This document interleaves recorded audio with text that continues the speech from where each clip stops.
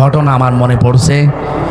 উনি একবার ছেঁড়া জামা কাপড়, স্বাভাবিকভাবে থাকতেন এমনিতেই, কবি মানুষ তো, কবি যারা দেখবেন ওরা ওই রকমই থাকে, স্বাভাবিক জীবনযাপন করতেন, সেরকম হাই ফাই পোশাক পরতেন না। এক দাওয়াতে গিয়েছেন, মানুষ তার চিনতে পারে নাই, খাবারও দিতে চায় না, অথচ পরে ওই অনুষ্ঠানে তিনি সেই রকম উন্নত পোশাক পরে, রাজকীয় পোশাক পরে এসেছেন। লোকজন মনে করছে কে না কে, তাড়াতাড়ি নিয়ে তারে খাবারে বসিয়েছে, যত রকমের খাবার তার প্লেটে দিয়ে বলছে নেন।